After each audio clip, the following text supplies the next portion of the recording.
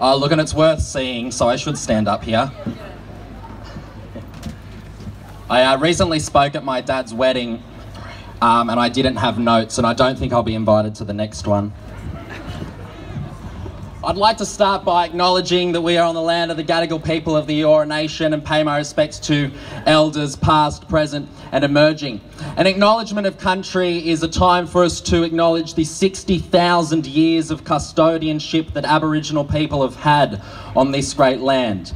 It is a time for us to reflect on the importance that land and nature plays in all of our lives, and it is a time for us to recognise the struggle and fight of Aboriginal Australians. And this year has been a big year of celebrating anniversaries for Aboriginal Australians, but the fight continues. And whilst I stand here today talking about our struggle and fight, I do so in solidarity with my Aboriginal brothers and sisters, because as it goes, one fight, one struggle. The concept of solidarity is one that I think is more important than ever. Our activism and our campaigning has not been immune to the effects of neoliberalism and individualism. There is a toxic complacency that has creeped into the hearts and minds of people who think compromise, better than nothing, is something that we should be fighting for. And don't even start me on the conservagays. What the fuck is that all about? Changing the Liberals from within? Please. We are here today to say, well, we are not here for compromise, we are here for change. We are not here for your trickle-down equality. So I'd like to thank each and every one of you for continuing to fight for that change and not for compromise within the Liberal Party. It has been a huge year for our community, with some fantastic wins around the world, in Taiwan and Ireland, for example. But there haven't been as many here, unfortunately. Even our Mardi Gras, I found this year, has been co-opted by big businesses trying to make our community a bandwagon. Martin Luther King did not achieve his dream, proudly brought to you by Coca-Cola, and we do not need big businesses to achieve our dream either. What we need is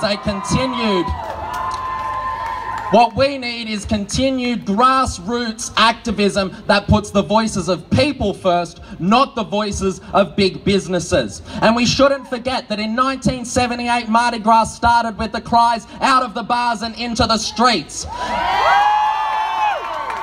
And whilst a lot has changed since then, you or I may not be brutalised by the police out in plain sight, but kids behind closed doors are still dying. Homophobia is still rife within our society, and indeed homophobia is rife within our community. It may be discreet, hashtag no femme, no fat, no Asian.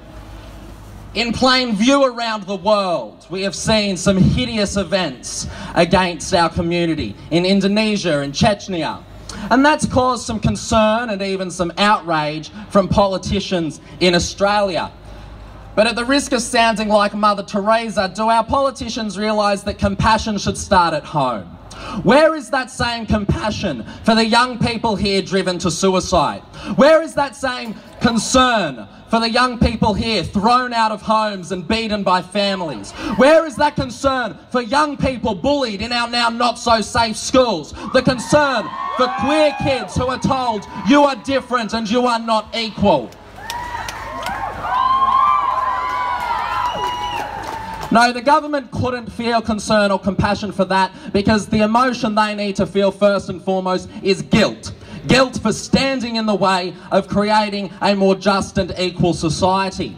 And most recently, we've had a little bit of Bible bashing from a sporting national treasure who I'd never personally heard of, bless her.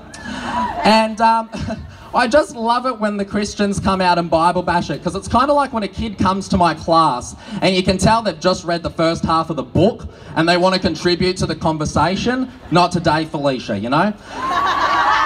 In 2013, I've got a long-standing connection with a Catholic school in East Timor, and in 2013 I informed the principal of that school, who was a Franciscan priest, that I was gay. And he gave me the fuel that I've needed to face people like Margaret Court ever since. He responded with the words, God is love.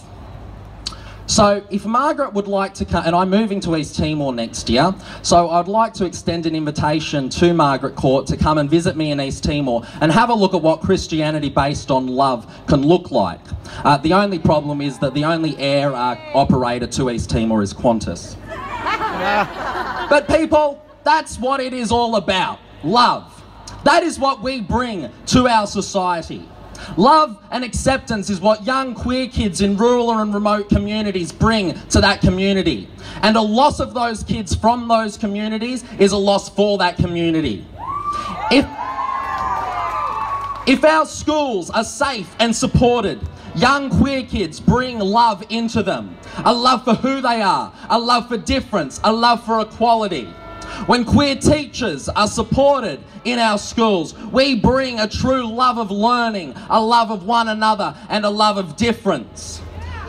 When queer teachers and queer students are lost from our schools, that is a loss for our society.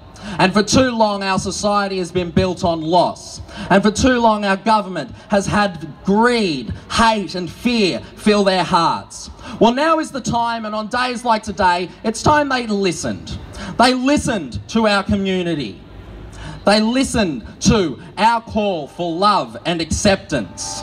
Now is the time for them to hear our demands to end the suffering and to join us on the right side of history. Because today we stand proud of who we are, proud of all the things we bring community, and proud of the love that fills our hearts. Thank you so much.